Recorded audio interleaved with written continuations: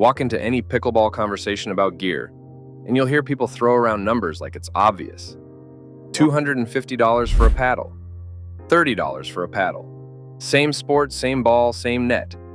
So what actually changes as you climb that price ladder? Because it's not just the brand name getting more expensive. The paddle in your hand at level 1 and the paddle a pro uses at level 5 are built in genuinely different ways. And knowing where the real jumps happen is the difference between spending smart and getting played. So here are the 5 levels, bottom to top, and exactly what you're paying for at each one. Level 1, the bundle paddle. This is the paddle that came in the set with 2 others and 4 balls for $40 total. The one your friend handed you. The one waiting in the bin at the community center. Almost always a wood or basic composite paddle with no real core to speak of. Here's the honest truth about level 1. It's completely fine for your first month. You cannot feel the difference between a good paddle and a bad one until you've played enough to have a swing worth measuring. What's happening at this level is simple. The paddle is heavy, the surface is smooth, so it grabs almost no spin, and the sweet spot, the part of the face that actually responds well, is tiny. But none of that matters yet, because you're still learning where the ball even is. Do not spend money above level 1 until you've played consistently for a few weeks. Anyone telling a total beginner to buy a $200 paddle is selling something. Level 2, the real beginner paddle.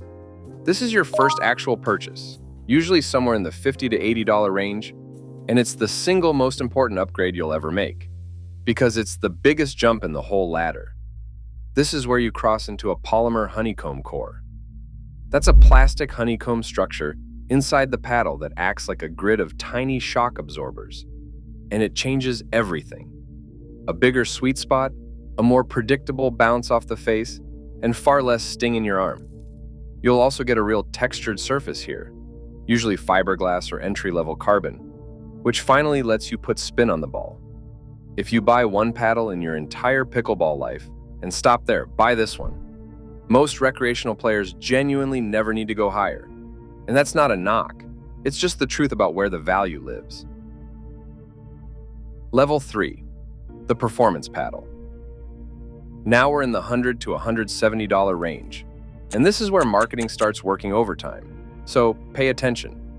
The core upgrade here is a raw carbon fiber face, often something labeled with a spec like Toray T700.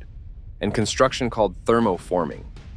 Thermoforming means the paddle's face and edge are fused together with heat and pressure into one seamless piece instead of being glued with a separate rubber edge guard. What you actually get is more power, more spin, and a bigger sweet spot than level 2. What they don't put on the box is the trade-off.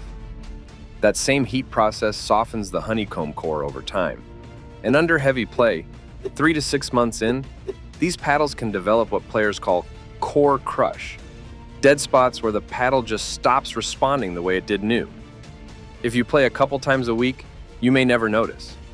If you play 5 times a week, a level 3 paddle can wear out within a season. That's the hidden cost nobody mentions when they're selling you the spin numbers. Level 4, the enthusiast paddle.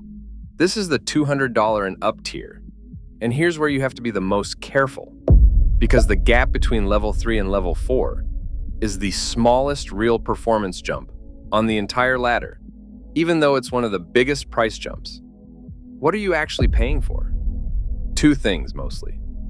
First, newer core technology, specifically the shift toward foam cores instead of the older honeycomb. Foam cores were introduced partly to solve the core crush problem from level 3.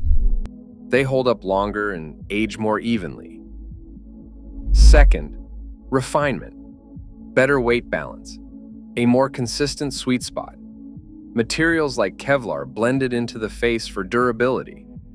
These are real improvements, but they are refinements, not revelations. A skilled player will feel the difference. A player who just moved up from a bundle paddle 3 months ago mostly won't. This is the level where the endorsement tax lives. where a pro's name and a paint job add $50 that has nothing to do with how the paddle plays. Level 5. The Pro Tour Paddle. And here's the twist that surprises almost everyone. The paddle a touring pro uses often costs about the same as your level 4 paddle, sometimes less. Being a level 5 paddle isn't mainly about price. It's about specification and certification.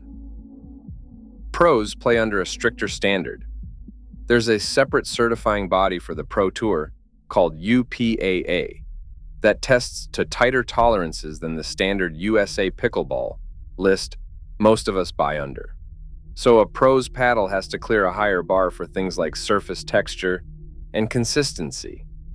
Beyond that, pros obsess over specs that most buyers don't even measure. The exact swing weight, how the balance sits in the hand, how the paddle behaves on the 5th hour of play. The paddle itself isn't magic. What makes it a level 5 paddle is a player skilled enough that those tiny differences actually change the outcome of a point. For the rest of us, the same paddle is just a very good level 4. So here's the whole ladder in one line.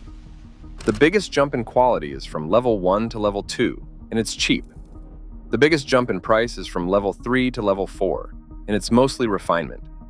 Everything above level 2 is real, but subject to diminishing returns. And the smartest buyers know exactly which level matches how they actually play, not how they imagine they play. Figure out your level honestly, buy for it, and you'll never overpay again. Next video, we're naming the specific paddles at each level that are actually worth the money, and the ones riding on a name. Subscribe so you catch it.